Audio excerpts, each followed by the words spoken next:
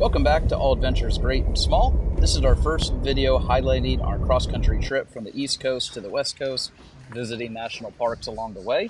And this first stop is the Great Sand Dunes National Park in Colorado. So I'm excited for you to see our adventure.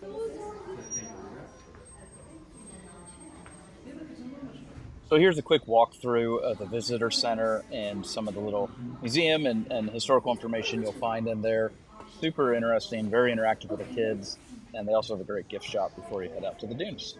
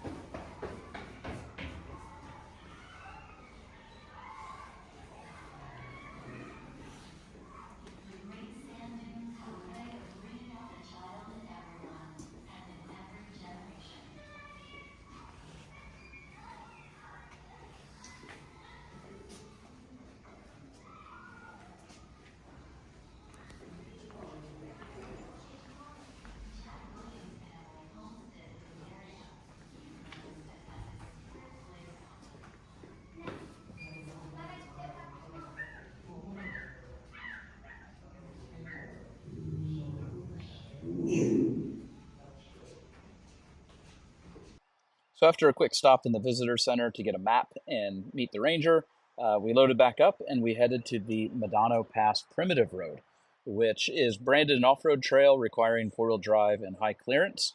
It was a pretty basic trail. I think any standard four-wheel drive vehicle with reasonable clearance could make it, or at least as far in as we went. I know the trail gets a bit more technical as you get deeper in.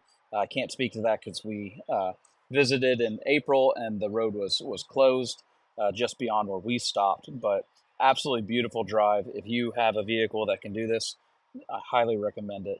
It puts you right at the dunes, which you'll see in a minute, and it is completely worth it because you have total access to the dunes right there. So here we are back at our little parking area, and we just noticed some folks way up here on the top.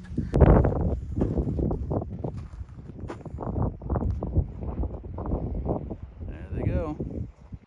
So after parking, we then grabbed our bags and the sandboards we rented and crossed this little river, which is water coming from the mountain in the distance that had melted. And then we just walked across to the dunes where we could start attempting our sandboarding. And it was really cool to have such easy access to the dunes. So something to keep in mind is the sand is definitely deep and you're at over 7,000 feet in elevation. So it's a pretty good hike up some of these sand dunes. But hey, the ride down is fun. Make sure you wax the board really well. These folks just ran down from the top.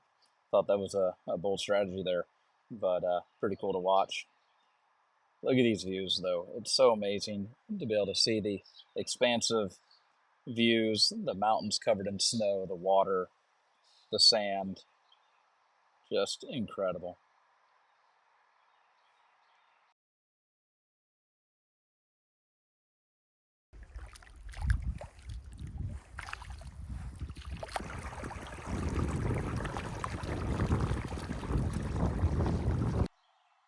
So we really enjoyed just walking down the river, and it was incredible because the water would sort of surge. It would slow down a little bit, and then it would speed up, and you could audibly hear it do that. And as we understand, it's from the sand sort of building up and damming the water and then releasing. And it was really neat just to walk through it. You see little pockets of snow here and there that is still melting on the ground.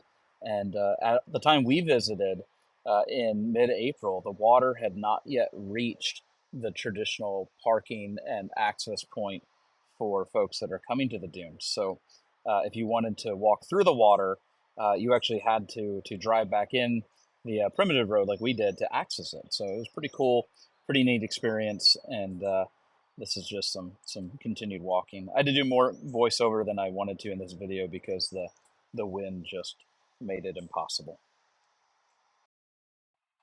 So then here's some frozen snow. You can see it's covered in sand from the wind, and it's just slowly melting and aiding to feed this water. So after this, we loaded back up in the truck, and then this is driving out along this primitive road.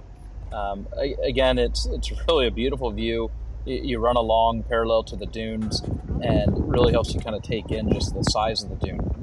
The dunes are much larger back in this area where we were. I feel like where the visitor center is and where most folks go, they're certainly big and impressive, but they're not quite the same elevation.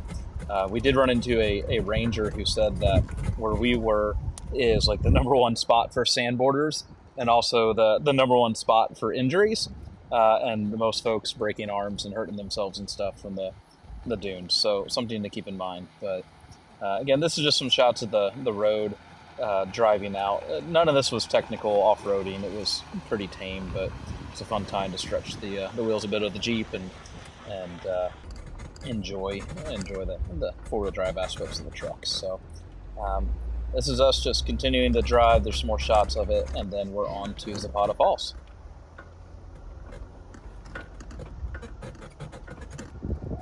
So there's so much more ground to cover here at the Great Sand Dunes. I feel like we only scratched the surface for what there is to see here. In our trip, we came in through the main entrance, obviously went to the primitive road, spent the day in the dunes there and enjoyed the water. There is another way to access it through that primitive road. That later in the season, it's open. When we went, it was closed because of the snow. It was impassable. So I would research that because that's on our next trip. We want to try coming in from the other side. And I hear it's just absolutely beautiful. So we're looking forward to researching that. This might be helpful for perspective where my wife is pointing here on the left side is the visitor center. And then that open area across is where you have to walk across to get to the dunes. So you park and then it's a paved parking lot, but it's a pretty lengthy walk across to get to the dunes. And if you have mobility issues or don't feel like walking through the sand, that can be a bit of a challenge. Where we went out the primitive road, you park and you're right there at the dunes. So that can be worth it if your vehicle is capable. The other thing is earlier in the season, like when we went, the water hasn't yet made it down to that area, so you're missing out on that feature. So then after a quick stop back at the visitor center to make some lunch, we headed on to Zapata Falls. So once we parked there, this is our walk back to the frozen waterfall.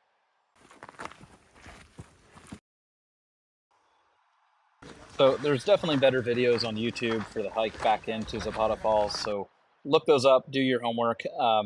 This was not a super strenuous trail, but after spending the day climbing the dunes, the elevation, it was cool weather because it was mid-April, but it did get pretty taxing. So we were a little discouraged as to how slow we were climbing. But anyways, this is us walking back in. So here you're now on frozen water. So as you come up to it, you're on frozen water with snow, compacted snow on top, and then so you can see from the mountains around you, or the valley you're in, it really protects it from the sun, and so you're walking back in. And probably biggest thing I can say is if you can get some crampons or some extra traction for your shoes, you'll be a rock star. As you can see with these folks, and if you could see us trying to make it up there. It was difficult. It is frozen, obviously, but then it's also super slick and compacted from everybody walking on this. While we were there, there was this group of Boy Scouts that like came in there, and all 20 of them had those, and it was like just showing us, man, that's the way to go. But anyways, you can see just how beautiful this is. The colors, it's understated in this video. It was like a royal blue, absolutely incredible. So can't recommend this enough. If you're in the area of the sand dunes, you got to go to Zapata Falls and check that out. Well, thanks so much for tuning in to our video. We have the next one coming will be Mesa Verde and then Chaco Culture. We look forward to sharing our adventures with everyone. And if you have questions, comments, feel free to leave them below. Thanks so much.